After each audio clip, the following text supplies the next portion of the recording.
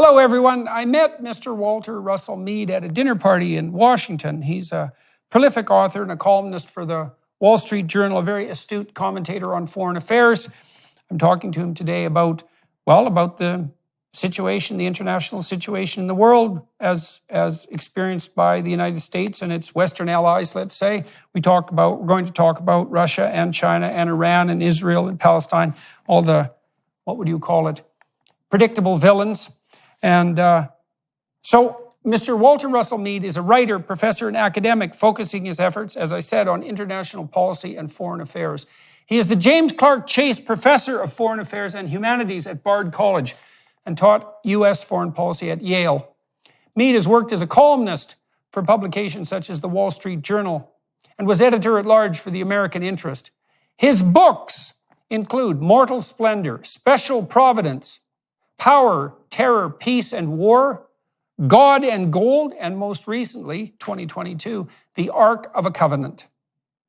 So, Mr. Mead, you've spent an awful lot of time thinking about foreign policy in very many different aspects, not concentrating necessarily on any particular part of the world, but taking, as much as it's possible, a relatively global view. And so maybe we could start our discussion by having you summarize what you think are the most important issues that confronted the United States and the Western world more generally on the foreign relations front in 2022. And maybe we can also talk about what you see happening in 2023 as we move forward. What's currently besetting us in the West on the foreign policy front? Well, this is a really difficult time. It's important maybe to help people get what's happening in the world is to realize sort of what the basic framework of world politics is. And that is that beginning about 300 years ago, the British began to build this sort of global commercial order where there's trade, there's commerce, and the British also were concerned for creating balance of power in Europe and developing their power globally so that this commercial maritime system would develop. The Americans more or less inherited, or some would say took over that system at the end of World War II. And this liberal international maritime commercial system of trade, of power, of political relationships is the dominant reality in world politics. And the world is more or less divided between countries that are fairly happy with this system and would like to see it continue, countries who have some grievances, would like the system adjusted, but are basically willing to work within that system, and then countries who want to bring the whole thing down. And today, the leading countries that are in that are China, Russia, and Iran, along with certain smaller hangers-on like Venezuela, Cuba, Nicaragua, and a few others. And we've seen since, at the end of the Cold War, 1990, it looked as if this Anglo-American system would last forever. People talked about the end of history. But partly because countries like China have developed and become more powerful, but maybe more fundamentally because the Americans and our close allies have not done a very good job of understanding how to build and nurture and maintain this system, we've seen gradually a kind of a crisis of opposition approaching.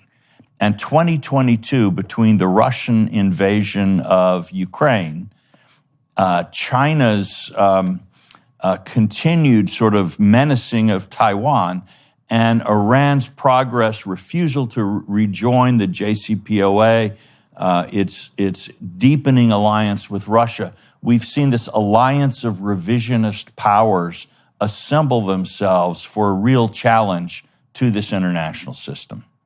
Well, so maybe we could walk through each of those countries in turn. I mean, the first reaction I have to what you said is that, say what you might about the Anglo-American sphere of influence, it's by no means self-evident that either China, Russia, or Iran stand out as shining moral lights to emulate as an alternative. I mean, China is a desperately terrible totalitarian communist state. Iran is basically an Islamo-fascist regime. And well, Russia seems to be the outlier to some degree, but, because at least nominally it could be allied with the West, but it's certainly proved extremely problematic in new ways since the end of the Cold War. So, I mean, on what grounds can countries like China and Iran, for example, offer anything even remotely like an alternative to the sphere of Anglo-American domination? Let's start with China. Right. Well, China offers what China offers countries, or at least did offer, because its offering has gotten less attractive between the mounting totalitarianism, the economic trouble that they're in, and the reaction to COVID. They were saying, look, you don't have to buy the Western package in order to become rich and powerful. And furthermore, they were saying to somebody like the ruler of a country like Zimbabwe or other countries, we'll give you money, we'll give you tech. We won't ask you any questions about how much money your brother-in-law is making out of the deal. No pesky auditors. We will, we're not like the Anglo-Americans. We won't try to make you behave. We'll we'll empower you to do exactly as you like. Now, that is not a positive agenda for an alternative world order, but it is an offer that a lot of governments or a lot of powerful individuals might find attractive. Yeah, powerful and corrupt individuals. I mean, so let's take that apart a little bit. So the first part of that is the proposition that you can actually be wealthy, or let's say have abundant resources and a reasonable standard of living for your citizens, not for you, without adopting something like the underlying metaphysics of the Western moral code. Yep. And that proposition strikes me as highly improbable, given that the only reason that China's rich at all is because it managed to integrate itself with the West and essentially adopt quasi-capitalist principles without actually adopting the underlying metaphysic. And I don't think their system is stable. I don't think they're going to be able to propagate that well-being into the future.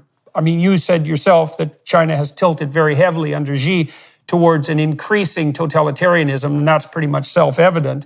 And the fact that they can only peddle their wares with regards to, what would you say, their profitability on the dictator front to corrupt governments also indicates the moral bankruptcy of their offerings. So if what China has to offer is the ability to bring together, the corrupt dictators of the world, that doesn't seem like a very plausible or sustainable alternative to Anglo-American domination. Right.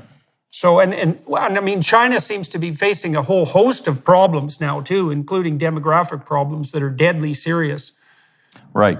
Well, Jordan, this Anglo-American order is 300 years old, and a lot of people have tried to shake it over the centuries. You can go back to Louis XIV in France, who said, I'm going to have this centralized, powerful, planned economy. We're going to have all the economic and military power of the British, but we're not going to have all that messy political liberalism. And it didn't work, but he put up a good fight that convulsed the world for many years. Napoleon really exactly the same, challenging that Anglo-American, still at that time, British world order, and saying, my dictatorship, my enlightened dictatorship, can create a powerful economy that the stupid British cannot match, and an army that they can't defeat. And he rampaged for quite a while. He did ultimately fall apart, and rightly so. I think Kaiser Wilhelm II, I think Hitler, Tojo, and Stalin, all in their different ways, had the same idea that the sort of technocratic dictatorship, centralized power and planning could create an economy and a society that could challenge this Anglo-American hegemony. We're called the liberal world system. And they all failed, but they all thought, okay, I'll learn from the past, now I'll win. And I think China is thinking along those lines too. Yeah, well, I think there's a fallacy at the bottom of that presumption that basically is biological in nature. I mean, one of the things I've observed as a consequence of watching the United States as an outsider, let's say for 50 years, 50 conscious years, let's say, is that diversity of approach beats efficiency of monolithic view. And so what I always see happening in the United States is, well, you guys are crazy about 80% of the time and going off the rails in 5 different directions, but there's always someone in the United States doing something crazily innovative, insane, always. And so what seems to happen is that the US washes up against the shores of various forms of political idiocy, but there's so much diversity of approach in the US, especially given its massive population and its federated system and its genuine freedoms, that someone somewhere is doing the next right thing. And then America is, what would you call it, open-minded enough and adaptive enough so that if someone is doing the right thing, then they spawn imitators extremely rapidly. And Americans just capitalize on that like mad. And you get this situation where you could imagine, and I think the Japanese managed this for a while, you could imagine that if you just happened to stumble on the right vision, if you were an efficient and benevolent totalitarian, you could be more effective over like a 5-year period. But you're going to have a hell of a time with power transitions. That's a deadly problem. And then if the world shifts on you that's not in a way that isn't commensurate with your ideological vision, then you have no alternative approaches to rely on. And my observation has been that just scuttles all these countries that try to compete with this distributed and creative, free Anglo-American ethos. And I do think there's a biological reason for that, is that, one of the ways that biological systems compute adaptation is by producing a very large variety of mutations, right, of variant offspring. And most of those offspring perish. But the only solution to that problem of excess mortality, let's say, on the biological front, is the provision of multiple variants. And the Anglo-American system, because it's distributed and because it places a substantial amount of power in the hands of individuals and subsidiary organizations, its medium to long-term creativity simply can't be beat. And it is inefficient in that it's, a lot of the variants that the US produces, a lot of businesses and so forth fail. But those that succeed can succeed spectacularly, and that happens continually. And that seems like an unstoppable force. And, you just outlined 300 years of history showing that these monolithic centralists who believe that central planning and efficiency will defeat distributed creativity, they just... With the start of the new year upon us, what better time than now to start building a habit of prayer? Just like physical exercise, daily spiritual exercise is critical to your well-being, especially in a world where attacks on faith and religion are happening all around us every day. Hallow, the #1 Christian prayer app in the US and the #1 Catholic app in the world, helps you maintain a daily prayer routine. It's filled with studies, meditations, and reflections, including the #1 Christian podcast, The Bible in a Year. Download the app for free at hallow.com/Jordan. You can set prayer reminders, invite others to pray with you, and track your progress along the way. Make this year your year for spiritual growth and peace. Get an exclusive 3-month free trial at hallow.com/Jordan. That's hallow.com/Jordan.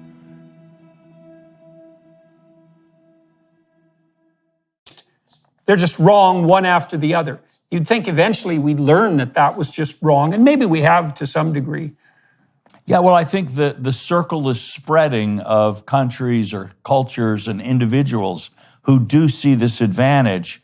But as a student of history rather than biology or psychology, what I see is that we keep having these wars. And so, I can say I actually do believe the Chinese system, the Russian system in its own way, the Iranian system certainly cannot really continue as they wish and will fail in the competition. I look at the devastation that we've seen, the Napoleonic Wars, the World Wars.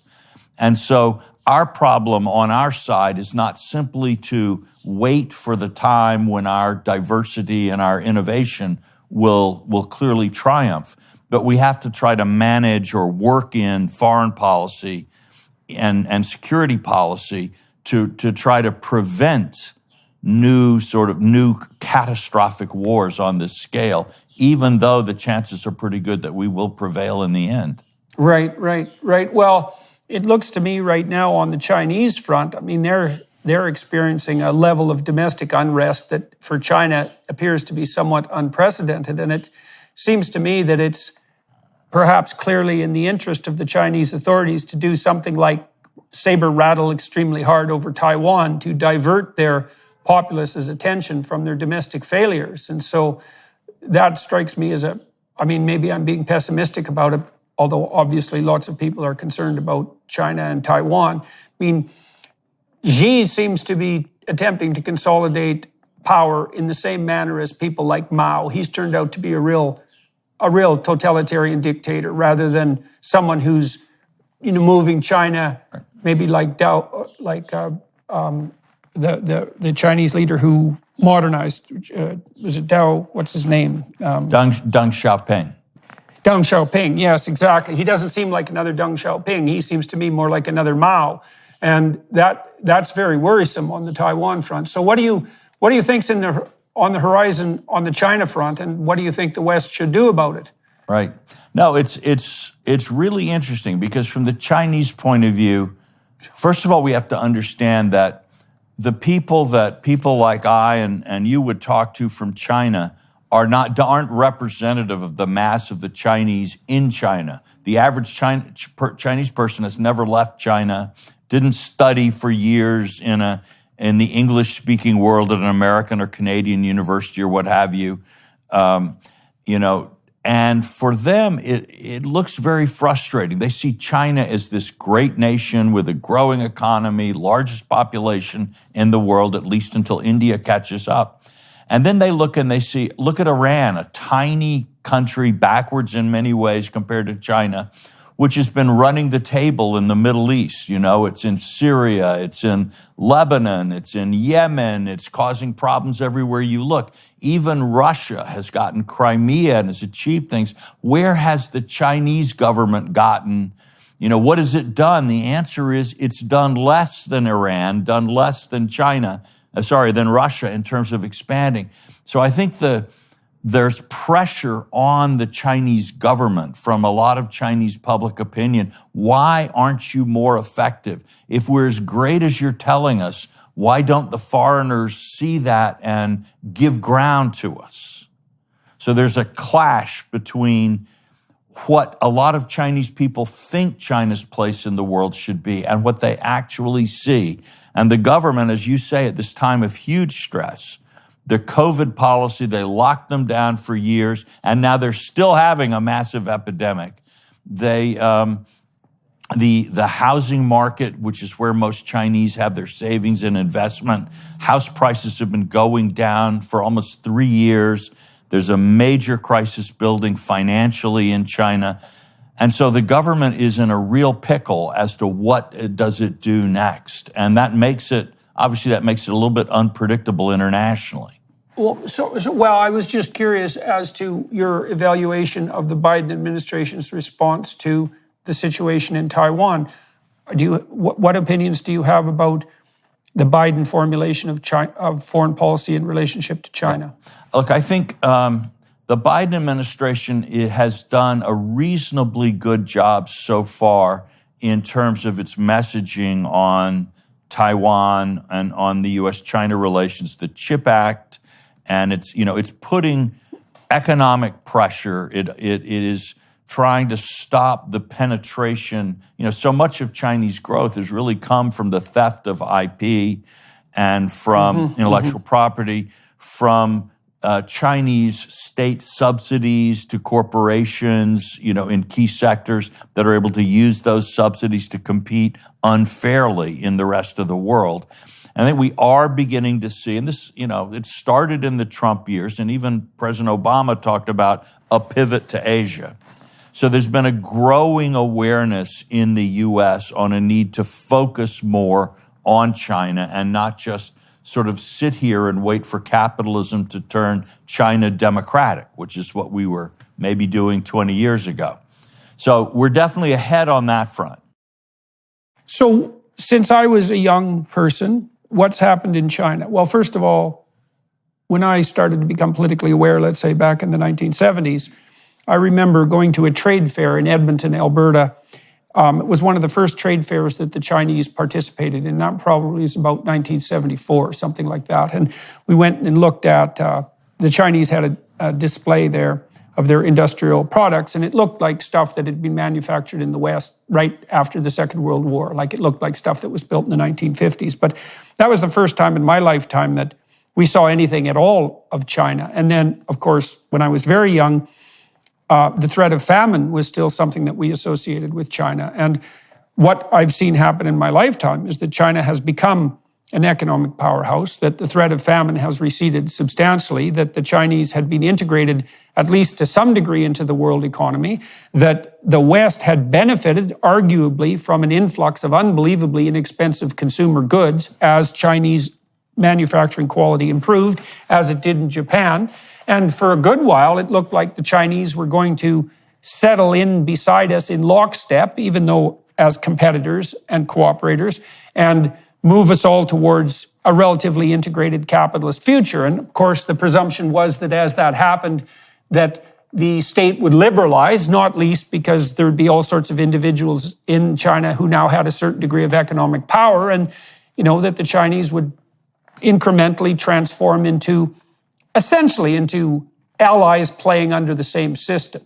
And I think that really was happening in a pretty damn optimistic way for a number of decades till Xi decided to centralize control and turn himself into another Mao. And it isn't obvious that the optimism that the West had in relationship to China was exactly misplaced. I mean, I think the Western working class paid a big price for integrating China.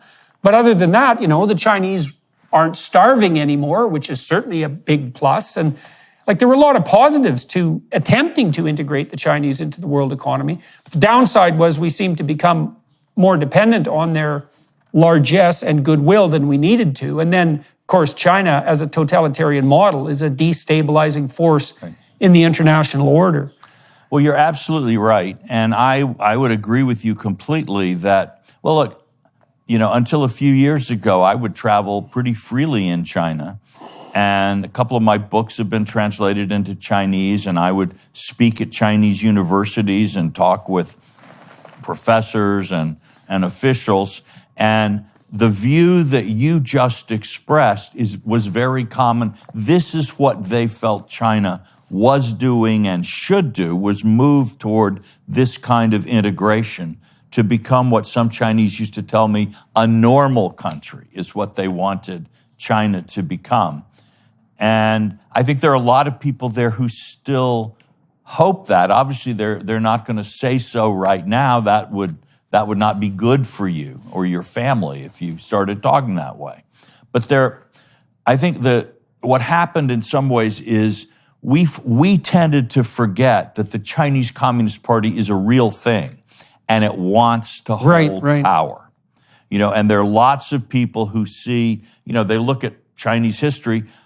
Yes, the Communist Party has killed more Chinese than anything ever in the history of the world, have died as a result of Mao's famines and other things, far eclipsing the death toll, say, in their war against Japan even.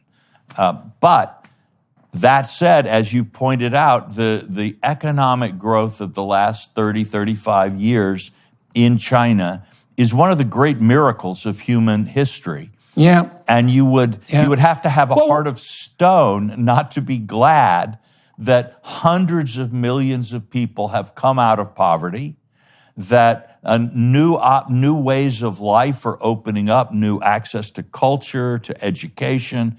It's what we should all be doing. It's progress and it's good. Right. But that very progress of the society, I think, terrified the Communist Party because they could see themselves losing control. They could see, and there is in Chinese history and culture, it's a country of 1.4 billion people. That's like 4 times the population of the European Union. And it's not so easy Chinese history is a story of the balance between central and local governments. They've had periods of division and war. And weakness, when others have taken advantage, when the central government was weak. So instead of, in a way, relaxing and liberalizing more as their economic policies succeeded, many in the Chinese Communist Party became, really worried that things were going to get out of control. And for a number of years, even before we saw the international hostility, what we saw was gradually, in sector after sector, they were tightening up the control of this central communist elite, and more under one man, Xi Jinping. They were tightening using every lever they could to impose uniformity in China, to reassert, even in companies now. Every company has to have a Communist Party cell in it. So we're back to the kind of Communist Party dominance. Commissars. Yes, exactly.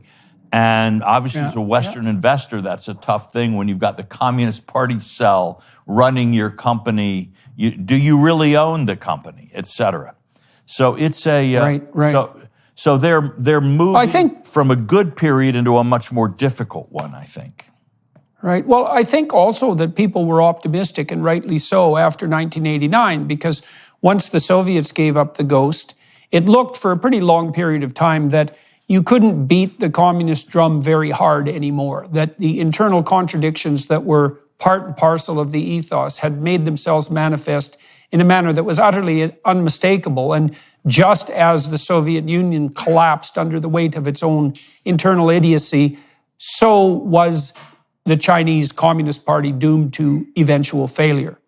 And it's certainly, but I guess part of the problem is that even in the West, we don't seem to be of one mind when we look at the contradiction between Western productivity and generosity, let's say, and general well-being at the level of the citizen, and the contradictions between that and a radical leftist view of the world, right? I mean, our own society is rife with this culture war, predicated at least on the part that capitalism is inherently oppressive, and so is Western culture in general. And of course, the Chinese communists believe that in spades. And if we can't get our own house in order with regards to the pathology of these ideas in the West, in some sense, it's not that surprising that the Chinese remain dominated by them.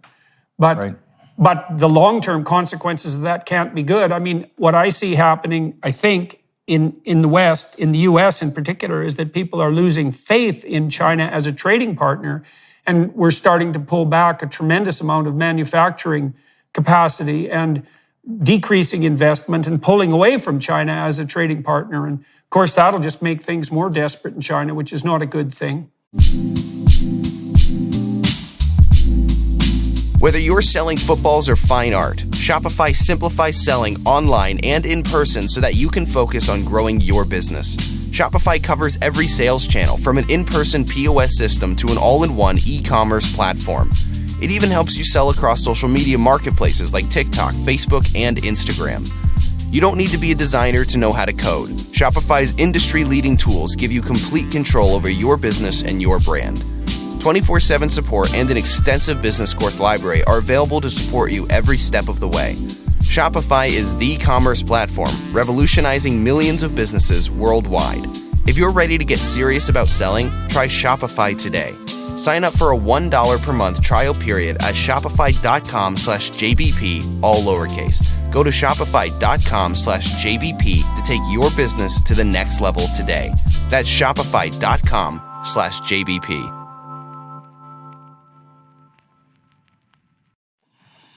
Yeah, it's a tricky thing. In the West, we read 1989 and the events in the Soviet Union as a glorious victory. But in China, and Putin is on their wavelength here, they saw it very differently. What they saw is, look at the Soviet Union. Gorbachev tried to liberalize and to introduce some democratic elements into the Soviet Union. And look what happened. The Soviet Union fell apart. Russia was impoverished for a decade. It lost its great power status in the world.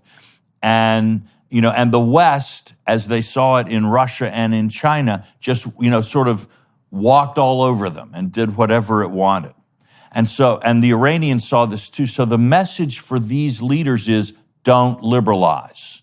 Liberalism is a poison, and even a little bit of it can begin to corrode and destroy your society. And if you let it in, it will wreck your power and devastate everything. So they actually became, they did not say, oh, how enchanting Western democracy is. They said how dangerous it is. And we've heard Putin complain and talk about the color revolutions, different liberalizing revolutions in post-Soviet countries. And they see the West as leading this kind of subversion, and that Western ideas and Western freedoms are a fundamental threat to their own power. And given the uses some of them have made of that power, made to their personal survival. Right. Well, though that seems like a reasonable concern for ideologically motivated totalitarian dictators. Right. It's definitely the case that Western liberal ideals will not provide an environment where their kind of psychopathic power playing is going to be successful. Right. So they have every reason to be intimidated by that. Right. And I think our mistake was not to realize that, we were saying, hey, we're not, we're going to wait patiently for China to evolve.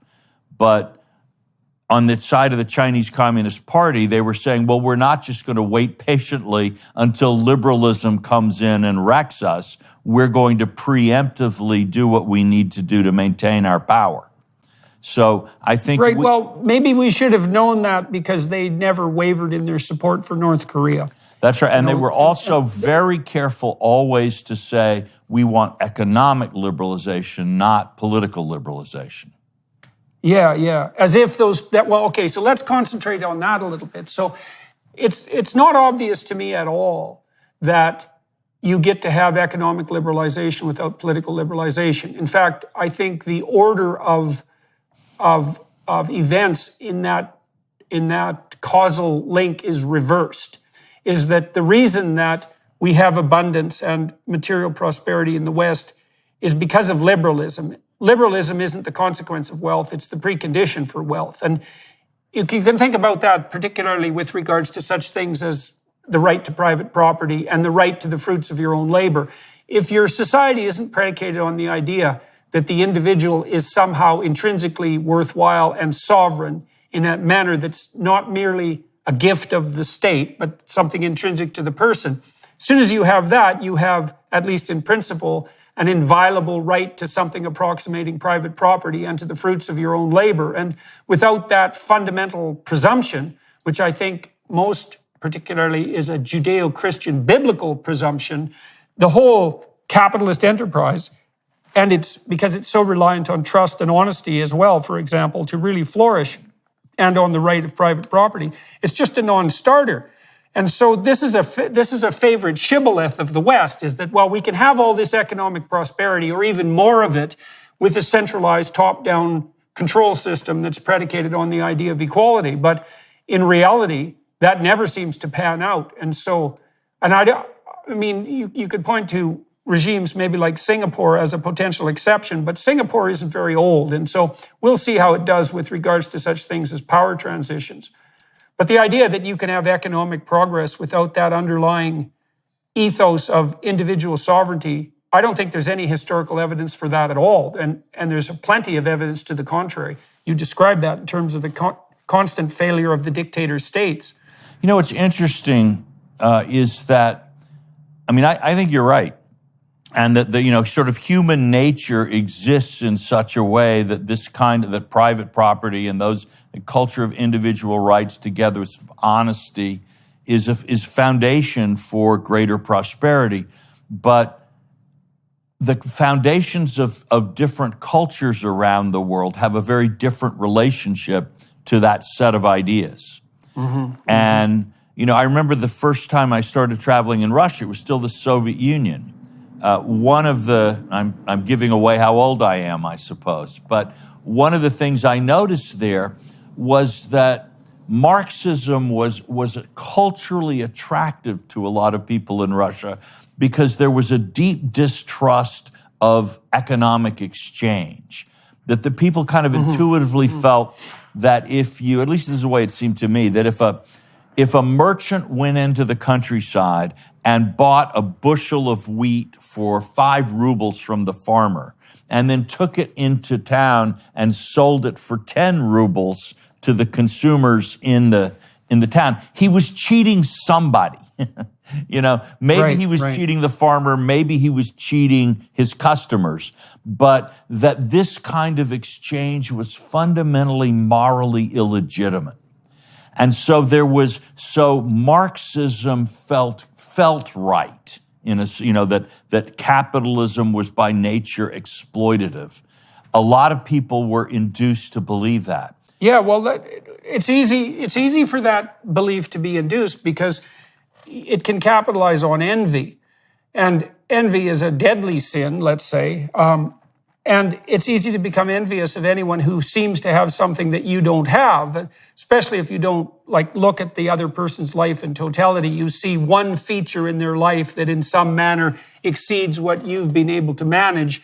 And then it's also extremely convenient for you to assume that if someone has exceeded you in a particular dimension of attainment, that the reason they did that is because they're corrupt and malevolent, not because they're useful and productive compared to you. And so one of the psychological advantages that envious Marxism has is that it plays to envy in an extremely powerful manner. The problem with that seems to be, and maybe this is another principle for economic advancement, if your society is predicated on the idea that all difference in attainment or socioeconomic status is a consequence of theft and exploitation, then basically you set up a situation where no one can ever have anything more than anyone else, in which case you have no basis for trade whatsoever, and you certainly can't generate anything approximating wealth, because there's just no way that everyone can become equally rich at the same instantaneous moment. There's always going to be a gradation of distribution. And one of the weird things the West has managed, and this has something to do with that implicit trust, is that we've actually managed to develop a society where there's not only tolerance for inequality, but there's a certain degree of admiration for it, right? I mean, and I think this is particularly true of the US, where it's less true of Canada and Europe. But one of the things that's always struck me so positively about the US is that there is a general sense of admiration among the populace for people who've been able to achieve spectacularly and singularly in some domain. And some of that's associated with the desire in the US that parents have for their children to be able to perhaps accomplish the same thing. But it really is quite the miracle that any society has ever managed that at all. It's interesting in some dimensions, even in the Soviet Union, you could see that, because if you went to a concert in the Soviet Union, classical music was a big thing. The admiration that people felt for a great violinist or a great dancer was extraordinary, because in every other channel of life, it was utterly corrupted by the party. If you had a good job, it was because the Communist Party gave it to you. If you were a factory director, it was because your brother-in-law was the party commissar, something like that. But in the arts, that violinist is just up there playing it. You hear it. And that gives you, so there was this direct contact with excellence.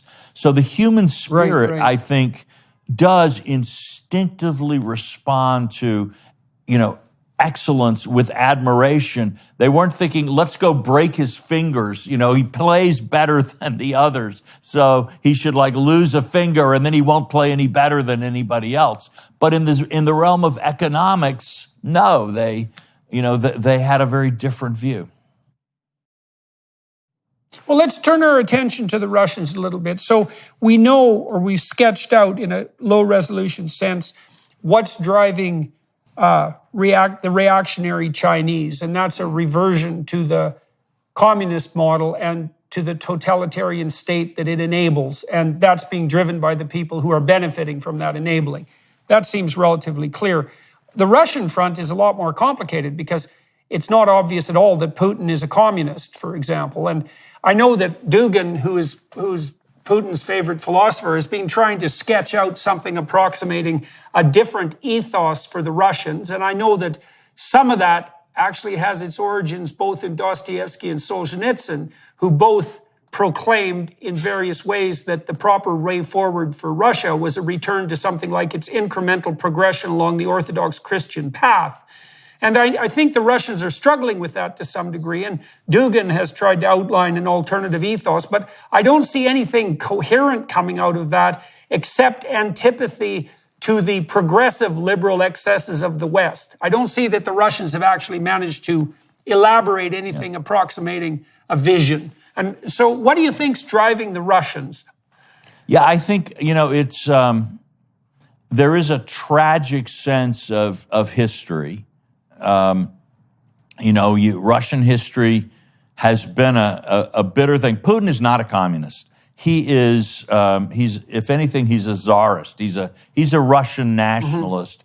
And, he actually hates the communists because Lenin and, Lenin's nationality policy really destroyed the Russian Empire in some ways by creating this artificial Soviet Union rather than the empire. The transfer of Crimea to Ukraine under Khrushchev was the kind of, communist BS that Putin really loathed. But there is something Putin deeply envies and misses in Russia today, which is that the Communist Party for most of its history, had an ideological hold in Russia.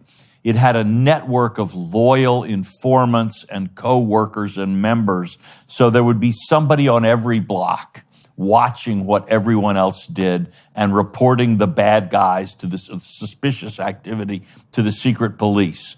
And through the network of Communist Party cells, youth organizations, this whole culture, the government had means to control, shape public opinion. Putin doesn't have that, okay? He's trying with Russian nationalism, with the Orthodox Church. He's trying to find, and of course, in places where most of the Russian citizens are Muslim, he tries to work through Islamic religious authorities. Remember that the Orthodox Church and the Muslim hierarchies were entirely controlled by the KGB under the communists.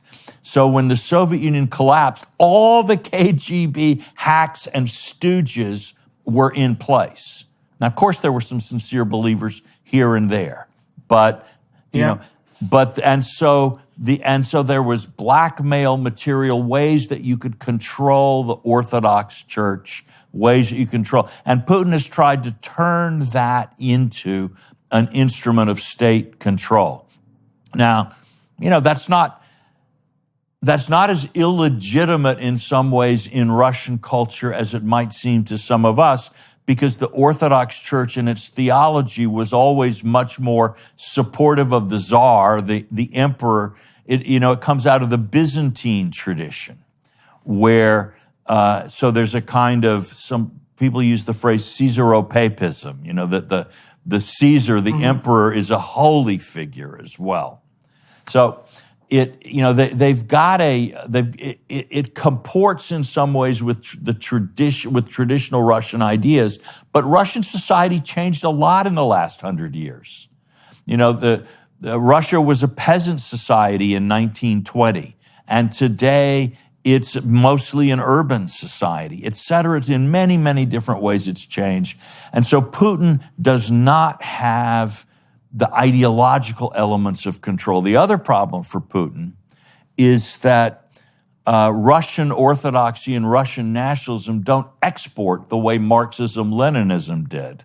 At the height of communism, Stalin could count on the fanatical loyalty of even highly placed spies like Alger Hiss in America and Kim Philby in England, who out of loyalty to communism would be willing agents and stooges for Stalin.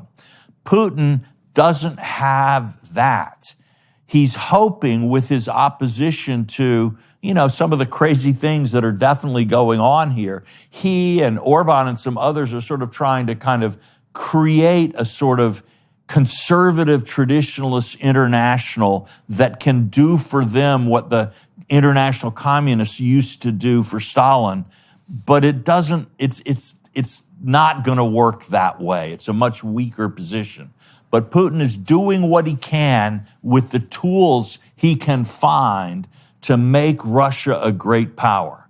I think partly it's weaker because if you try to ally Christian theology with the idea of a centralized quasi-fascist state, it actually doesn't work out very well because there's such a strong emphasis on individual sovereignty and individual worth in the Judeo-Christian tradition that you're fighting a pretty vicious rearguard action. I mean, it was definitely the case that when the Bible was printed and distributed so that everyone could read it in the original, that what happened was people recognized their own intrinsic worth and were much more likely to, what would you say, take on both the rights and the responsibilities of informed citizenry as soon as they became literate and could understand the implications of that tradition. And so it isn't obvious to me at all that Putin is going to be able to manage to Shanghai the Christian tradition into alliance with the idea that he should be something approximating a czar, even if the progressive West has, erred in its excesses, which it certainly has. The story just doesn't seem to have a lot of power. I mean, it's definitely the case. The Eastern Europeans are quite appalled by the Western turn towards this radical progressivism, but that hasn't driven them into the arms of people like Putin. No, exactly. This is a very, again, there was a very Russian tradition of the czar as almost the leader of the church as well as the leader of the state. But it doesn't, and the concept of rights as we understand them to be implanted in the Judeo-Christian tradition was much more minimized in the old Russian Orthodox vision. It was a much more collectivist kind of faith. And so the gap between Orthodox Europe and both Protestant and Catholic Europe is a very deep historical one. It's over 1,000 years old. But so Putin put something that works in Russia, at least for a time, is not exportable in the way Putin would like it to be. Yeah. Now, he has another option which he works with, which is this free-floating, So Putin will try on the one hand to be the champion of the people who are in revolt against the progressive excesses of the West. But at the same time, he wants to pick up the other source of Soviet support, anti-capitalism, anti-Western individualism, the far left. And those are the two things that Putin is working with. And in U.S. politics, it's interesting that you get people, the squad tends to be very skeptical of U.S. policy in Ukraine, as do people on the very far right. Now, there are a lot of legitimate questions you can ask about what we are and aren't doing in Ukraine, but this kind of sympathy, quasi-Putinist sympathy, you will find it among anti-Americans on the left, as well as among sort of some traditionalists on the right. And that's Putin. Putin doesn't care. For him, he'll use any tool he can find. And that's how he sees these people, not as allies and partners, but as tools to be used to achieve his end, which is first, last, and always Russian state power.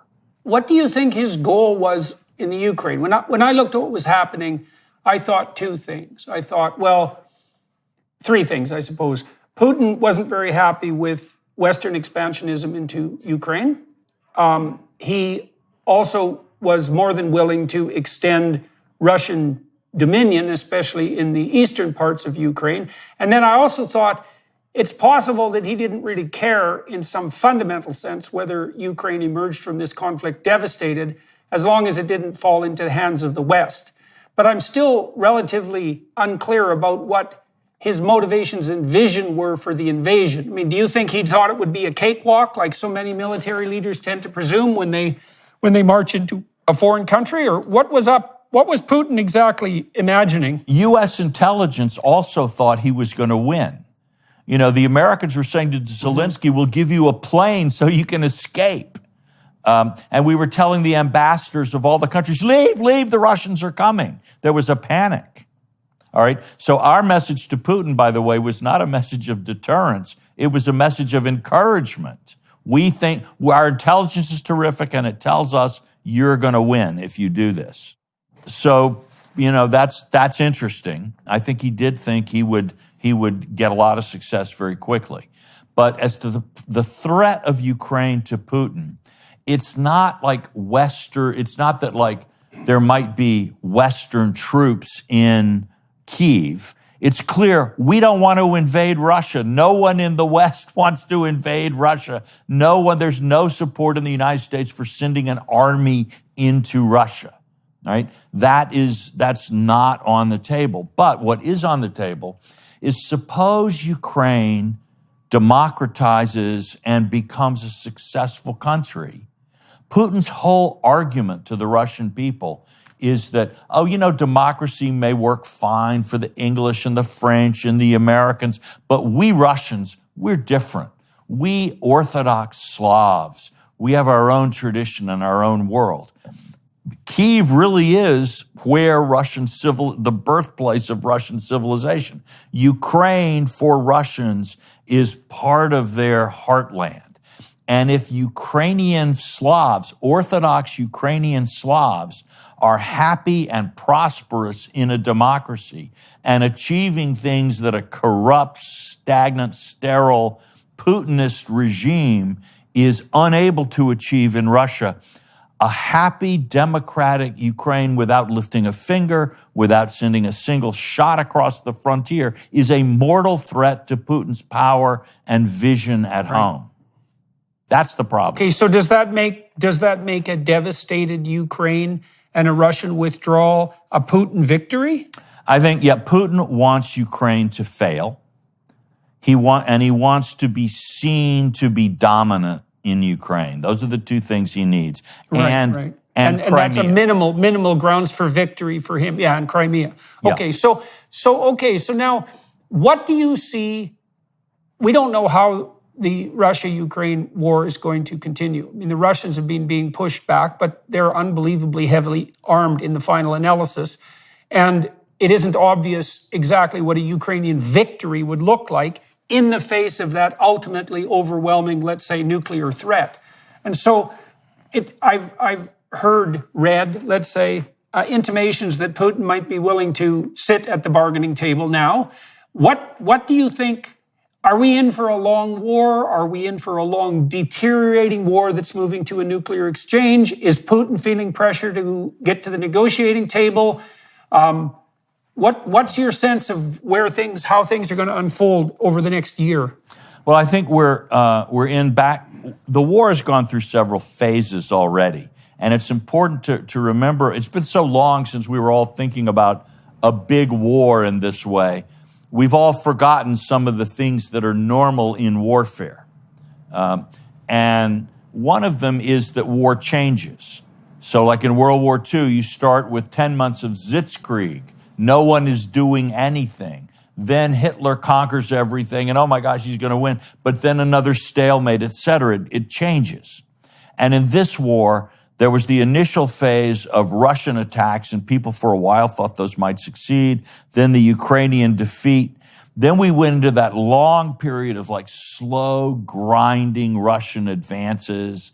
Then there were the heartening Ukrainian pushback, and everybody said, the whole Russian army could disintegrate, etc. They seem, at least for now, to have stabilized their front. We don't really know.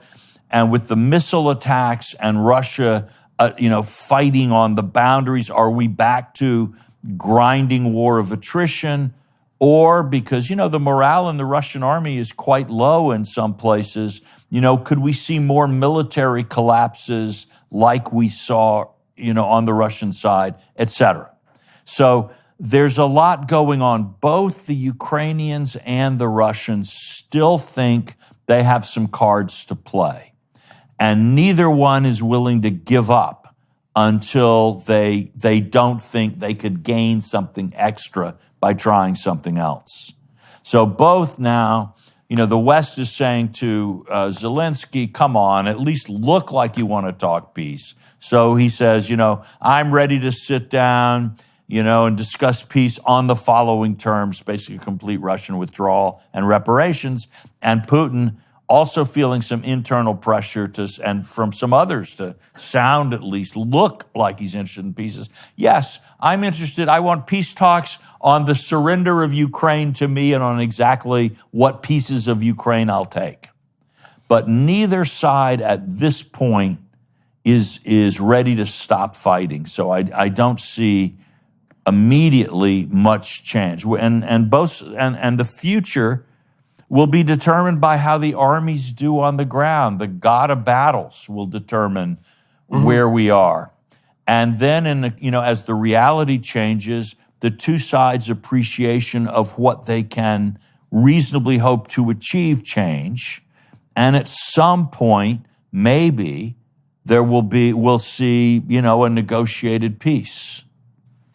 Right, but you think there's a fair bit of war to come before that, because it isn't obvious that either side is losing in some fundamental sense, right? It's still very ambivalent. Each side has reasons to believe that it can gain from where it is now, and as long as that's the case, the tendency is for the war to continue, yes. Okay. Let's turn our attention momentarily to the situation in Iran. I'd like to talk about two different streams there. The first would be the protests. And then also we could talk about Iran in relationship to Israel and also the Iranians' nuclear program. When I was in Jerusalem, I met with some senior people who'd worked in various ways for the Israeli government over the years. And some of them were very concerned about Iran's capacity to move very rapidly towards the development of a nuclear bomb. And my understanding is that they're still experimenting quite heavily with sophisticated centrifuges that are designed to push them to the point where developing a nuclear weapon could take place, if necessary, within a few months. And it seems to me to be the case that Iran is Israel's most fundamental enemy and is devoted in some real sense to the eradication of Israel. And so that's all extremely worrisome in some sense. Counterbalanced against that is the fact that the Iranians themselves seem to be pretty damn sick and tired of their state, and God only knows what's going to happen as a consequence of the protests. We could get lucky, possibly, and see the Iranian regime collapse, although a collapsed regime is often replaced by a worse regime, unfortunately, rather than a better one. So anyways, tell me your views about Iran in relationship to the U.S., in relationship to Israel, in relationship to the ongoing protests. What's happening there as far as you can tell, and what do you see happening in the future?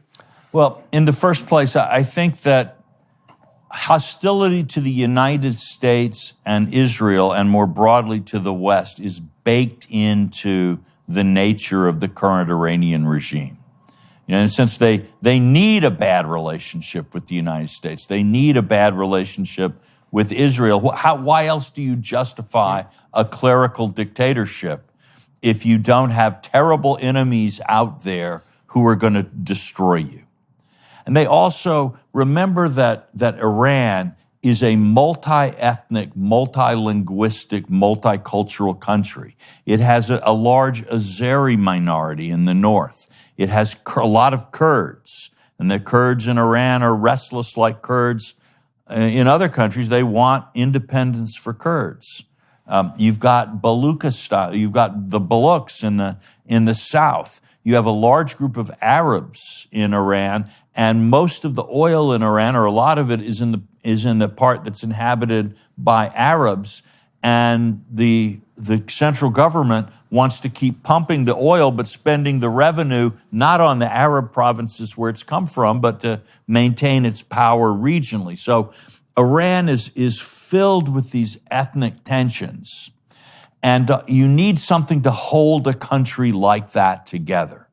And Iran, for example, looks at what happens when the Soviet Union lost its faith in communism, so to speak, the cement that held it together, the Soviet Union fell apart.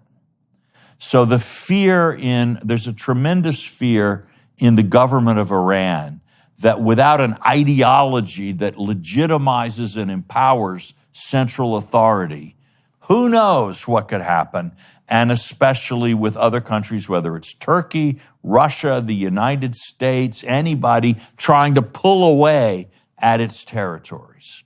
So that's one reason they're not, I think, this whole fantasy that we can reach an agreement with the Iranians and everything could be nice was never very likely. But more than that... Right, because they need an enemy. Well, I also think it's been very convenient for the Iranians to have Israel as an enemy as well, and to funnel support to the Palestinians and keep that conflict boiling away madly. Because as you said, there's nothing that helps legitimize an authoritarian state than the presence of obvious malevolent enemies. And so, one of the preconditions for peace agreements, obviously, is that both sides actually want peace. And that doesn't seem to me at all obvious, as you pointed out in the case of Iran. Quite the contrary. Exactly. And when it comes to Israel, they've got something else going. Iran entertains we've talked about Iran's fears. What are its hopes? The hopes are, if a single country could control the Persian Gulf and all the oil there, even in this time of oil in other places and alternative energy, that's huge power globally. You could sort of blackmail the world. And the Iranians look at the small Arab Gulf states, many, 90% of the population in some is foreign workers. Bahrain has, is a country ruled by Sunni Muslims, but has a large Shia majority. There's a restive Shia minority in Saudi Arabia. So Iran really sees opportunities, and look at what it's been able to do, thanks, I think, to American stupidity in Syria, but also in Lebanon. Iran is really has been moving across the Middle East. It's in Yemen. So, but here's the thing. Shia Islam is not popular among Sunni Muslims. It's considered a heresy, and the Persians are not really, the Arab-Persian problem is real. So to be the most anti-Israel is a way of advertising your credentials. We're such good Muslims that we hate Israel, and unlike all these nasty Gulf rulers who are willing to compromise and all of this, we're in this to the death.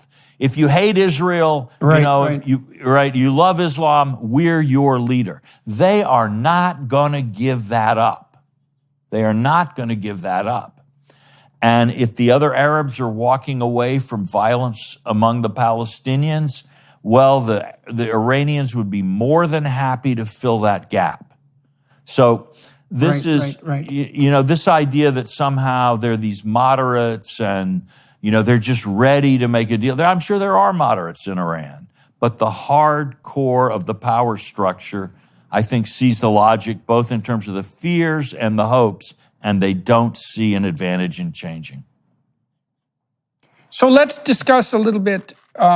One of the things that struck me, I was reading your book, the latest book, Ark of a Covenant, published in 2022, and it's an analysis, at least in large part, of the situation in relationship to Israel and the Zionist state and Palestine. And I thought that your book was remarkably even-handed. I've been fascinated by the developments on the Abraham Accord front. I've interviewed a number of people who are associated with the Abrahamic Accords. And from what I've been able to understand, what essentially happened was that a group of people who were outsiders in relationship to the foreign policy establishment decided to buck conventional wisdom, which was that there was no possibility for peace between the Israelis and the Arab world without including the Palestinians, just to do an end run around that and to start to talk to Arab countries who are actually interested in, keeping Iran under control, but also in making peace with the Israelis for strategic reasons, partly because they're a major military power, but also for economic reasons, because so many Arab states are now looking to differentiate their economies away from reliance on the petrodollar. And so what seemed to have happened with the Abraham Accords was a very large group of Arab countries decided that peace with Israel was definitely in their best interests, and that did circumvent the Palestinians. Now, I've been pretty sympathetic, let's say, to the operations of the Israelis in the Middle East, and I've been criticized to a large degree for failing to take into account the oppression of the Palestinians. And your work seems to be remarkably even-handed in that regard. And you commented just before we started this interview that you wrote a book on a very contentious topic, and so that would be the Israel-Palestinian situation. But you didn't really contribute to an exacerbation of the culture war, and you really didn't get pilloried for it. And so what that seems to indicate is that you struck kind of a nice balance between advocating on the Jewish side in relationship to Israel, and also pointing out that by no means a majority of Jews around the world even support the Zionist project, and also extending a certain degree of sympathy for the displaced Palestinians. So maybe you could you walk us through your view of the Abraham Accord and your view of the situation in Israel vis-a-vis the Palestinians? Sure. Let me start with the root, the Israeli-Palestinian situation. It's Americans were actually, pro-Israel before the Jews were, non-Jewish Americans. In the 1890s, before Theodor Herzl, the founder of modern Zionism, had written his book on the Jewish state, the President of the United States got a petition asking him to use his influence to promote a Jewish state in Palestine. And this petition was signed by John D. Rockefeller, J.P. Morgan, and the entire sort of American establishment was on board with this idea. And I myself, thousands of years of persecution, the horrors of the 20th century, if any people on earth need a state and for that matter deserve a state, surely it's the Jews. At the same time, the Palestinians are a people. They became a people in part because of the struggle with Israel and with the Zionists, and they're human beings. And human beings have rights. And as an American, I believe in rights and rights like self-determination. So my hope is still, although it's difficult and complicated, that there would be, that someday I'd be able to travel from the Jewish state freely to the Palestinian state and have friends in both places. That's what I would like to see. Mm-hmm. Now, in the book, I don't make recommendations. I think right now it's very hard to get there, but that's what I think most Americans would like to see, and is what I would like to see. Okay, so you cite Mark Twain in your book, and let me just see if I can find that here. Yes, here's a citation from Mark Twain. Now, see, when I talked to Netanyahu, one of the claims that was put forward on his part was that before the Zionist movement, the Palestinian territory, now Israel, was pretty damn desolate and abandoned. And the Palestinian observers of that conversation are very upset about that characterization, feeling that it's in the best interests of the Zionists to portray pre-Jewish Palestine as a desolate and abandoned wasteland. Now, but you cite, let me read this. Yet, to American eyes, the land that the Bible famously described as flowing with milk and honey appeared bone dry and deserted in the 19th century, and its handful of inhabitants, Arabs and Jews, seemed deeply wretched and prey to disease and poverty. Mark Twain, in one of his popular travel columns, wrote, "From Abraham's time till now, Palestine has been peopled only with ignorant, degraded, lazy, unwashed loafers and savages. For Twain and for many Americans, the Holy Land was wasted on its current inhabitants, whose poor stewardship had turned the land of King Solomon and King David into, as Twain quipped, the most hopeless, dreary, heartbroken piece of territory outside of Arizona." Now, it's certainly the case that one of the claims to Israeli legitimacy, in my understanding, is the idea that this was a particularly God-forsaken piece of territory. The Ottomans themselves weren't that interested in holding on to it. It hadn't been utilized particularly effectively. And one of the consequences of the Zionist enterprise is that once was an essentially barren desert wasteland has been turned into an extremely populous and productive and economically thriving and blooming country. And I have some sympathy for that viewpoint, but then that brings into clear focus the problematic elements of that story in relationship to the Palestinians. And so if you were going to make a case for the Palestinians vis-a-vis the Israelis, if you would, how would you characterize that in light of these sorts of descriptions of pre-Zionist Palestine? Well, I don't want to pit them against each other, but I would say that my Palestinian friends would say, and I would have some sympathy with this perspective, that you have to remember that the Palestinians weren't self-governing in the 19th century. They were they'd been for 500 years or 400 years at that part of the Ottoman Empire. And so they were ruled from Istanbul and Turks who, saw the Arabs more as a cow to be milked than so they were victims of Ottoman imperialism then before the British came. And, that I think would be the kind of argument that people would make. I would go a little deeper and say a lot of the redevelopment and the blooming of Palestine has come about because of modern techniques of agronomy and irrigation, which no one knew in the 19th century, in a sense. And, the Israelis have really people all over the world are using their dry farming techniques and their irrigation techniques and some of their desalinization and other stuff. So they really have brought something. But to compare a 21st century Israel to a 19th century Palestine, it's a little tricky as a historical comparison. I think we can just say that. Right. So you have multiple problems with that kind of comparison. Yeah. The advancement of technology being one of them. So how many people are we talking about inhabiting the place that is now Israel in the late 19th century? Again, do you know? The estimates vary wildly because, of course, again, the Ottoman Empire was not a place where you had careful statistics. So you don't have every 10 years the decennial census with an organized modern bureaucracy counting the numbers. So, how do you estimate that population? What is your basis for it? And when you have such a politically contentious question as Israel-Palestine, where everybody's got a point of view, everybody's got an agenda, without even cheating, you can find all kinds of ways to get to different population estimates for 1890, if you see what I mean. Mm.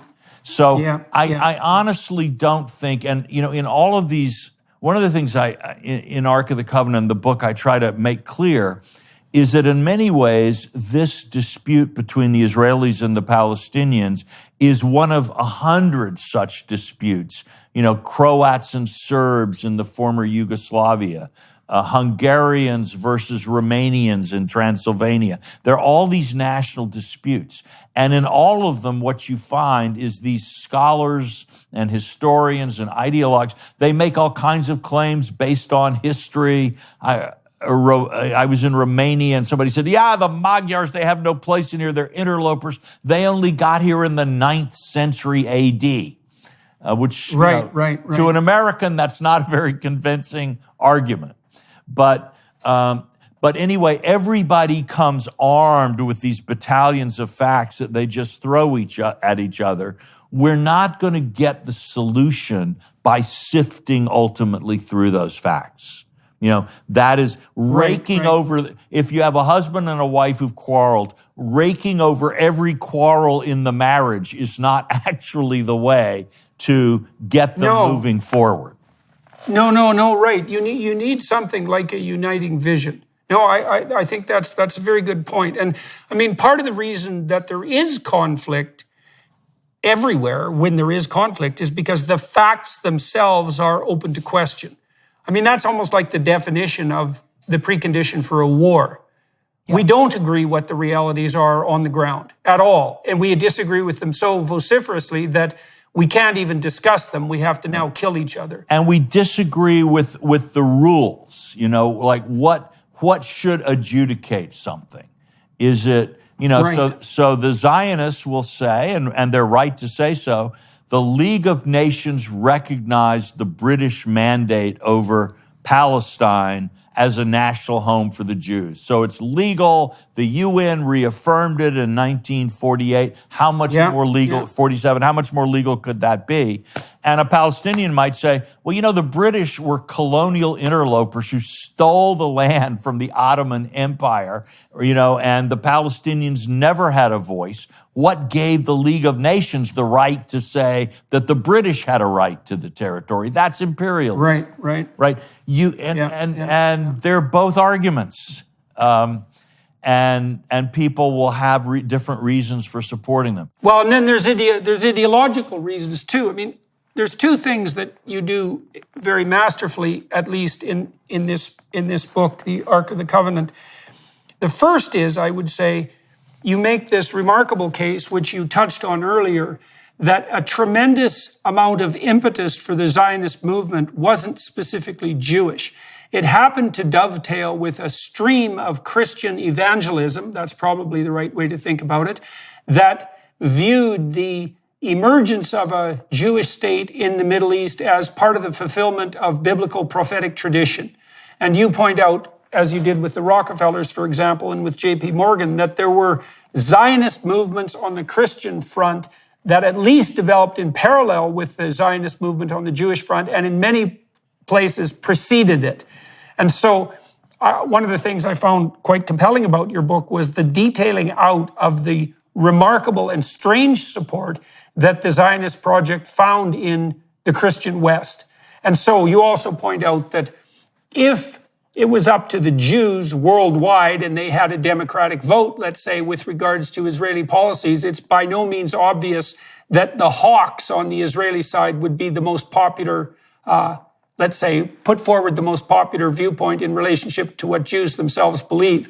And that there's no evidence at all that, what do you call it, the Vulcan planet theory? It's something like that the whole Zionist project is the conspiratorial consequence of imperialist Jews. And then you also make a parallel case, which I really also appreciate. So first of all, the Zionist story is much more complex than the Jews are trying to steal the Middle East, that's for sure. But then there's an ideological issue too, which is that on the radical left in particular, there has developed this anti-colonial narrative that's predicated in part on the claim that every human relationship is predicated on power and exploitation. And then what seemed to happen was that narrative, which accounts, let's say, for the colonial activities of the Westerners, although it's curiously absent in claims about, let's say, the Ottoman Empire, is that Israel is just written into history as another example of the same thing, which is convenient for people who can only have one historical idea, but doesn't seem to me to be very much in accordance with the historical process that actually gave rise to the Israeli state. And if we look at, again, you hear all of this, people talking about how it's sort of, Israel is a European colonial venture in the Middle East. It's a white occupation of a brown country, so to speak. And, certainly the Herzl and his Zionist movement were strong among European Jews, but the largest groups in Israel today are not European. They are Middle Eastern Jews. Many of them were actually driven out of their homes in the Arab world in retaliation for what happened to the Palestinians, although these Jews who'd lived in Iraq for thousands of years, or their ancestors in Egypt and so on, had nothing to do with either the Zionist movement or the war in Palestine. They were driven from their homes as refugees and came to Israel. And these people sort of get overlooked in the discussion of, and there were about as many Jewish refugees from the Arab world, more or less, and people obviously argue about all these numbers, and I'm not the great arbiter of everything here, but sort of comparable to the number of Palestinians who either fled or were driven out of Israel in the time of that war. So and these Jews, who were the supporters, by the way, that's the core of Prime Minister Netanyahu's support, not the European Jews, but the Middle Eastern Jews and the Russian Jews, who have a different story. But these Jews feel no guilt about the Palestinians. Hey, he's a refugee, I'm a refugee. But Right. where's the global sympathy for me? Where the Jewish refugee would say, where is the United Nations with education for my child and free medical? What have I ever gotten? I'm called a colonizer. Right, a European colonizer. Right. Yeah, exactly. And then on the other hand, I visited Auschwitz some years ago, and I saw a group of teenagers following a Star of David flag. So I went to see what was going on.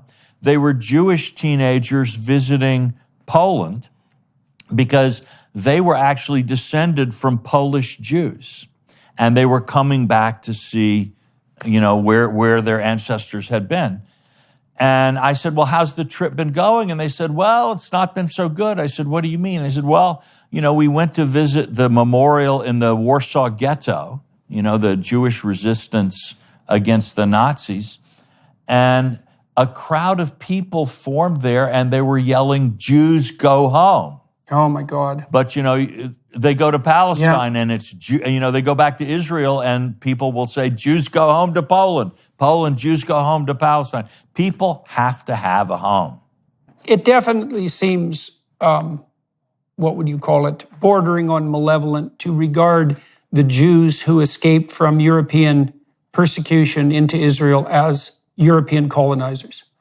I mean, you can say what you want about the British and the hand they played in establishing Israel, and you can make the case for the Palestinians that the UN didn't have the right to do what it did, and there's some credibility to that argument. But to regard European Jews fleeing Nazi Germany, for example, or Poland as European colonizers is, Jesus, talk about paying in both directions at the same time. Well, it's also true, and this is one of the things that in Ark of the Covenant just sort of I learned the most about and surprised me the most. It turns out that Stalin had a lot more to do with the Jewish victory in the War of Independence and the Nakba, the exile of the Palestinians, than either the British or the Americans. The British actually sided with the Arabs in the Israeli War of Independence, and they armed the Arabs. And the Arab forces that were the most successful were the British Legion of British-trained, British-led, British-equipped soldiers in the Jordanian army. And they're the reasons that the West Bank was held by the Arabs until the 1967 war. And on the other hand, the Americans, while we said all kinds of nice things about the Israelis, we put on an arms embargo that meant that the desperate Israelis, and for much of the war, they were losing the war, and they were being besieged in Jerusalem. They couldn't buy weapons from the United States. Forget about American aid to Israel. They couldn't even buy with cash money. We put an arms embargo. Stalin ended up selling through Czechoslovakia, where the Czech arms factory, the Skoda arms factory in Czechoslovakia, had been making weapons for the Wehrmacht. And when the Germans surrendered, they had all these surplus weapons in the factory. To help the communists take control of Czechoslovakia, Stalin allowed the Czech government to sell these weapons, these Nazi war surplus weapons, to the Jews and smuggled them into British-controlled Palestine. And it was those weapons that allowed the Jews to turn the tide in the war. So, so to call this an act of Western colonialism, this was, if any, call it an act of Soviet colonialism. And the reason that Stalin did it, was because he believed correctly that the emergence of a Zionist state in Palestine would so disrupt the British relations with the Arabs that it would dramatically weaken the power of Britain and the power of the British Empire in the Middle East. He also thought, rightly, that it would help drive a wedge between the U.S. and Britain. So the whole story of, the story that in people's minds, this is the West imposing something of its grand imperialist, capitalist, colonial project, it just doesn't match the historical record. And of course, in those days, Israel was a left-wing cause. Right. And the Democratic Socialists of America, who are now extremely anti-Israel, for them in the 1950s, Israel was proof that socialism worked. Right. Because Israel's policies were far You saw that with left. the glorification of the kibbutzes. Yes, exactly. And Israel had a planned economy, and the labor unions were incredibly powerful. Israel was far more left-wing in its economic policy than any even of the social democratic countries in Europe. So when people said, under socialism, there's no freedom, the Democratic Socialists of America say, no, Israel shows you're wrong. Do you think that part of the reason that the left has switched its position, let's say, in relationship to Israel, is because Netanyahu went to war, so to speak, against a lot of these socialist predispositions and rekindled the Israeli economy towards something much more approximating a free market capitalist state? Yeah, it was a combination of several things. And this was a factor that in the 70s, Israel goes from being a poster child of socialism to being a poster child of Thatcherism and Reaganism. That those were they began to introduce those economic reforms, which have helped create, in particular, the incredibly dynamic tech sector that now gives Israel allies all over the world. And we'll come to the Abraham Accords in a minute, because this is obviously a major factor. Yeah, well, Netanyahu's claim is that so he made two claims when I talked to him, and not only obviously when I talked to him, but one is that he worked very hard to make Israel a formidable military power, but also worked very hard to make Israel a formidable capitalist enterprise. Yes. And that it was the combination of those two things that enticed or forced, let's say, the Arab states that did sign the Abraham Accords to go along. They wanted Israel as an ally against Iran. And Israel was powerful militarily, and it showed its prowess in that regard. But also because the Israeli economy had been freed from the strictures of an idiot centrally planned socialism, it had become an industrial and technological powerhouse, rivaled perhaps now only by Silicon Valley. And that also made the Israelis very attractive as trading partners to the Arab states that were interested in modernizing their economies. So that's Netanyahu's pitch. What do you think of it? I think claims. Fundamentally this is correct, that Israel, thanks to its economic reforms, but also thanks to some intelligent state, it isn't laissez-faire, but the state has been very much involved in promoting its tech sector. But it has done essentially under capitalist principles, and it's worked brilliantly. And that then, the tech investments help reinforce the economy overall, but also increase military capability. And this, by the way, is a little bit worrying globally. In the old days, when you spent money on defense, it would weaken your civilian economy. Instead of building a school bus, you would build a tank. But increasingly today, because so much defense capability is linked to IT, advanced information processing, and all kinds of stuff, a lot of that technology is dual use, but also firms that are excellent in military planning, in military investment, are extremely powerful economically. So in fact, in large defense budgets tend to promote economic growth rather than restrict it. And that change, I think, is propelling the world in a dangerous direction towards more armed races. And that's something to be genuinely to be concerned about. Is it propelling the world to more, pseudo-fascist collusion between large enterprises at the pinnacle of the state? Well, hopefully, again, this is going to be one of the tests of the 21st century. It's clear that information and state power are very closely aligned. And in some ways, information is becoming the currency of power. And so you certainly, if you're the United States, you don't want TikTok or Huawei to have access to all the data about your population, and it goes vice versa if you're China. So one of the kinds of fantasies maybe we had in the 1990s was that the tech revolution would make national borders obsolete and create a single global commons. It doesn't look to me right now as if that's the way things are working, that the tech revolution may in fact be recreating blocks and strong national entities.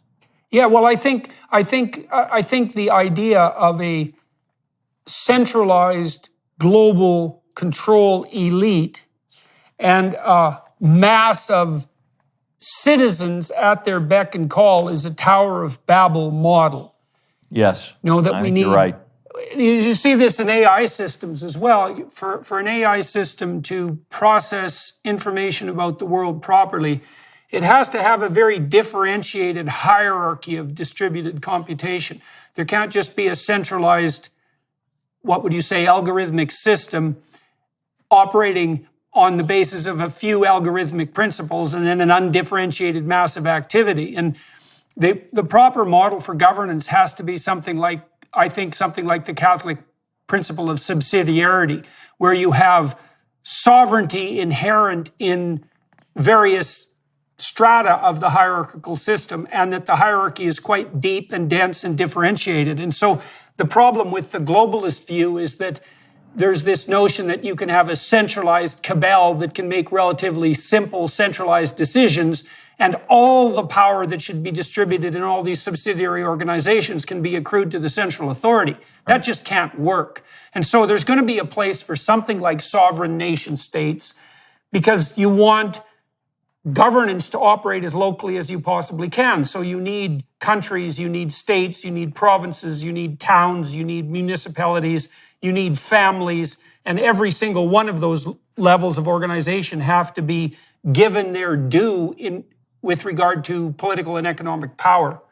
Yes, I think an overwhelming amount of information isn't going to eliminate that. Yeah, so that's the problem with the globalist vision, as far as I can tell. What do you think of the Abraham Accords? Well, I think broadly speaking, I think basically, in some ways, the story that you told, I think, is the right story. The thing I would add, which is to say that the Arabs and the Israelis are both looking at Iran, and by the way, down the road they might be looking at Turkey.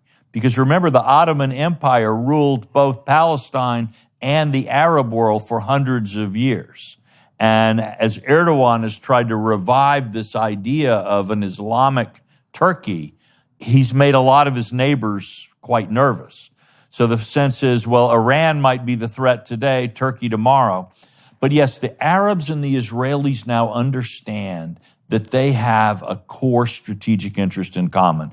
Neither one of them wants any country to be able to dominate the Middle East, because if any country did, it would directly threaten the independence of both the Arab states and Israel. Now, they didn't recognize this in the past because many Arabs had this dream that there could be an Arab state that would dominate the Middle East. That was Saddam Hussein's vision. It was Nasser's vision. In his kooky way, it was Gaddafi's vision. But this pan-Arabic, or in some cases pan-Islamist vision of the Middle East, that is sort of, the Arabs have lost faith in that by and large. And so there is an understanding that their interests and Israel's interests are connected in this very geopolitical way. But at the same time, you've got the problem of energy transition. The Gulf Arabs in particular used to think, hey, we've got all this oil, it's going to be around forever. Now they're not so sure.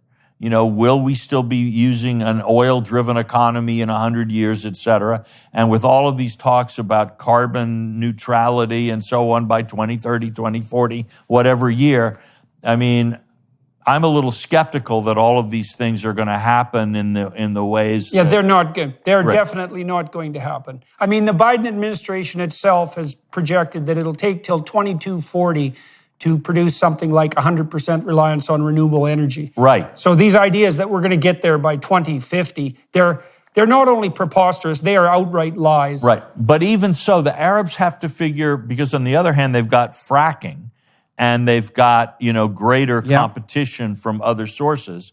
The Arabs have to figure the price of oil, their income from oil over the long term is going to be trillions of dollars less than they once thought it would.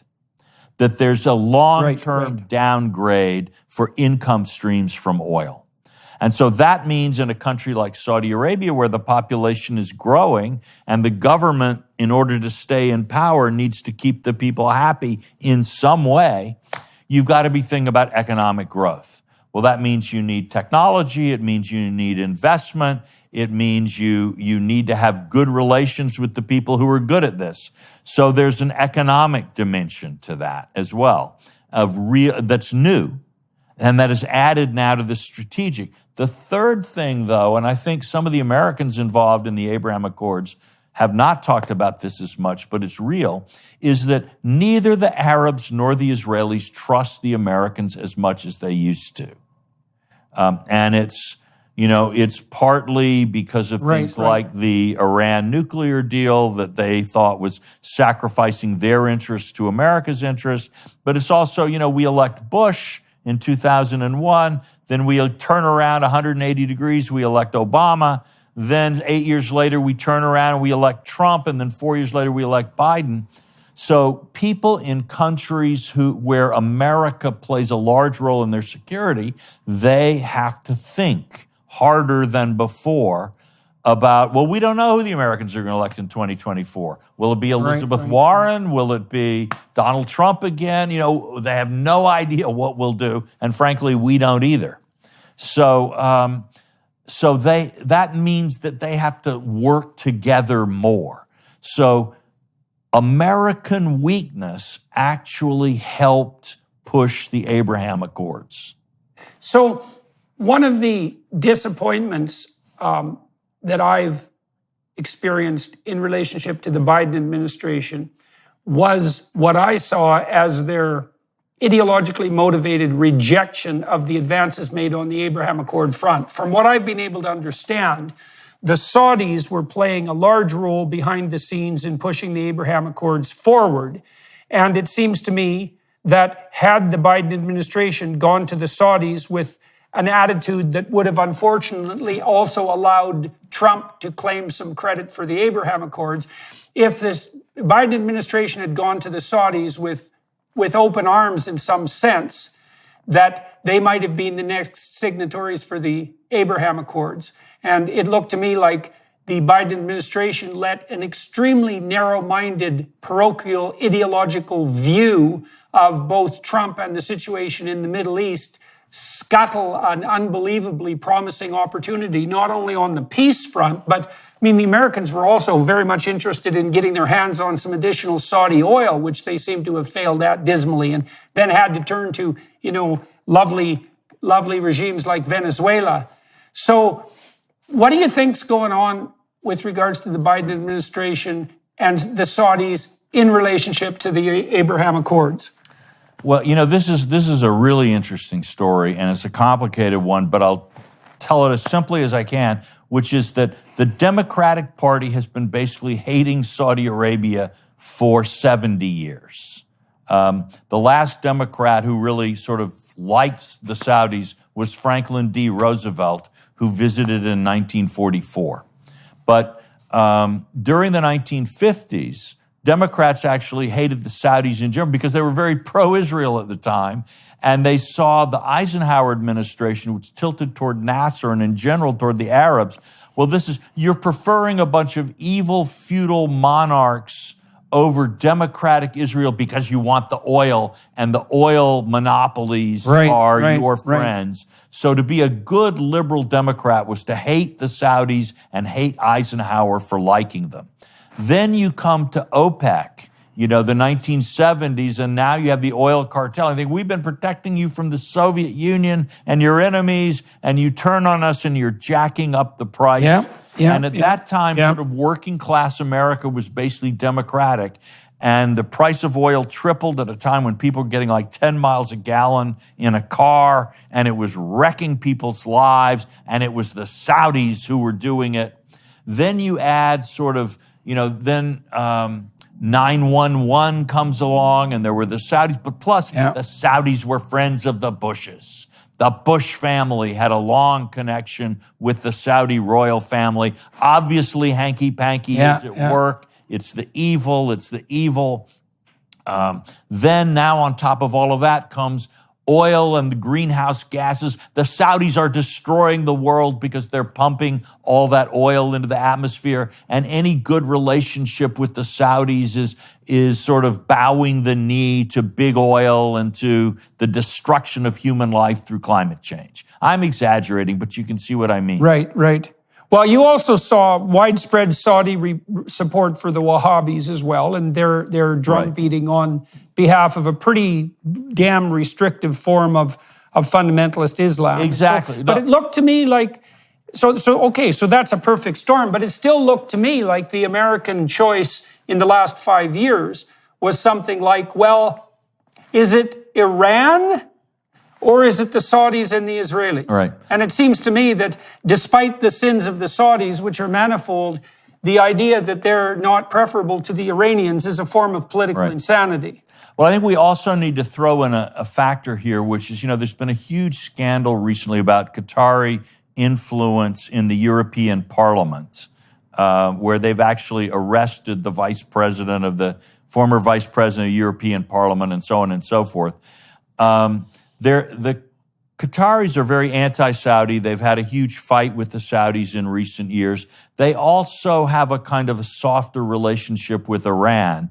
They are heavily involved in the Washington Policy Network. The head of a major think tank sort of got into big trouble because of a relationship.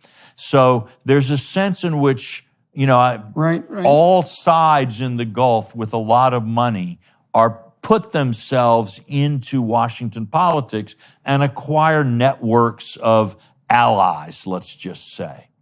So and the Democratic side of the spectrum is more aligned with soft on Iran, pro-democracy is a little bit tilting toward the Muslim Brotherhood. Again, I'm not saying everybody does this, but if you watch Washington politics, you can see some threads moving forward. Well, okay, what in the world is the rationale for being soft on Iran? I don't see a rationale for that at all. I mean, Iran is a terrible, repressive theocracy with nuclear ambitions. Well, it's a dangerous regime. So how can you be soft on Iran? May I call you Jordan, by the way, or Mr. Peterson? You certainly may. All right, I'm Walter, by the way. It's after 2 hours, I think we should. But I think we could do that. But I think that, look, if you believe, and a whole generation has come to believe in the U.S., and not entirely for bad reasons, like the Iraq War was the worst mistake America has made in the 21st century, people would say that, and a war with Iran would be even worse than the war in Iraq.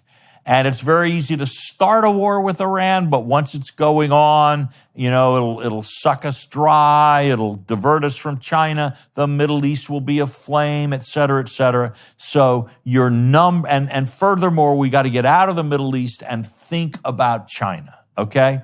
So what's the biggest danger? What is the easiest way to get into a war in the Middle East? It would be a confrontation with Iran.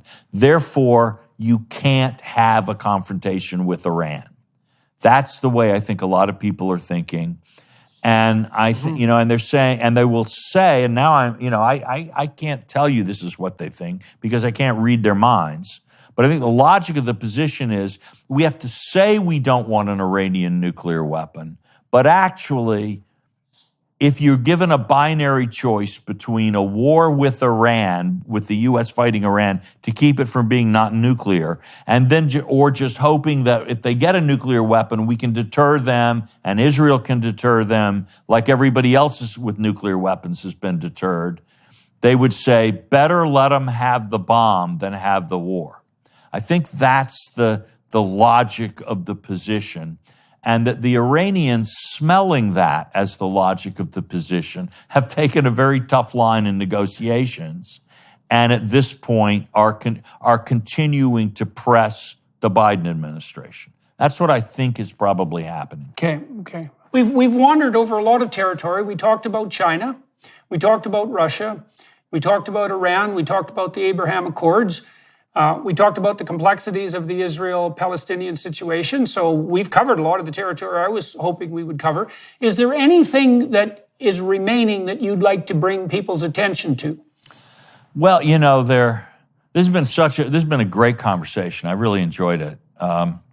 And we touched on so many things. I guess I would like to close by giving a bit of a reason for optimism for folks, because, the world situation is grim and there is real danger of war. But this Anglo-American 300-year-old system of a kind of a commercial capitalist global liberal framework, it doesn't just stay there by accident. There are solid reasons why the world order that we've known, it's possible that it can continue lasting. Who knows how long, but there are forces that prop it up. One of them, and we've talked about this some, is that a diversified society with capitalist principles actually is incredibly creative and vital and keeps coming up with new technologies, new economic productivity, new ideas, new institutions that enable it to continually adjust to changing conditions. And that gives it tremendous advantages over people who try to follow other systems or other approaches. The other advantage is geopolitical. See, America is a sea power. We don't have any interest in conquering France, much as there's some really nice places in France. We occupied Japan after World War II, but we got out. We did not want to stay. And, but on the contrary, land powers like the Soviet Union keep expanding. And they want to dominate their neighbors in a way that a sea power just isn't going to do. So when a country like Russia or Iran or China begins to threaten its neighbors, they all want to be allies of ours. So as China has become more threatening, we can see how Japan is suddenly, they're doubling their defense budget. They are deepening their relations with Australia, with India. They're really working very hard to build the alliance. The Indians are waking up and getting very geopolitically active. So the Abraham Accords pop up in the Middle East. The Poles and the Baltics are committed. The Swedes and the Finns want to join NATO. So when this system is threatened by ambitious big powers, the other powers organize into alliances. And this is not new. This is how Britain defeated Louis XIV in the 16th and early 17th century. It's how the British were able to defeat Napoleon. It's what brought down Kaiser Wilhelm in World War I. It's what brought down Hitler and Tojo in World War II, and it's what defeated the Soviet Union. So there are things on our side, and we need the courage and the vision, and maybe even a little bit of the knowledge of history that can help us understand and assess these incredibly threatening and dramatic trends in world history that we're living through. Well, I think that's an excellent way of ending this on that optimistic note. Yes, I do think that the principles upon which this lengthy Anglo-American productive peace have been predicated are rock solid, particularly compared to all known alternatives. And it is useful for us in the West to observe that and to take heart in it, and also to understand that to the degree that those fundamental principles have spread across the world, what they've primarily produced in their aftermath is unparalleled productivity and abundance and peace. And so we could have more of that. And I also think that that's within our grasp. So that's a nice optimistic projection for 2023. And hopefully calm and stable and wise heads will prevail. Thank you very much for talking to me today. And to all of you who are watching on YouTube or listening on the associated podcast platforms, thank you for your time and attention. I'm going to turn now for an additional half an hour to the Daily Wire Plus platform. I'm going to talk to Mr. Walter Russell Mead about his biographical progress. I'm very interested in delineating out the particulars of successful people's lives. It always makes an interesting story, and I think it's useful for people to understand how a productive destiny makes itself manifest across a life course. And so that's what we're going to do. Thank you to the Daily Wire Plus people for facilitating this conversation, and Happy New Year to all of you who are watching and listening. Thanks again, Walter, for the conversation today. Hello, everyone. I would encourage you to continue listening to my conversation with my guest on dailywireplus.com.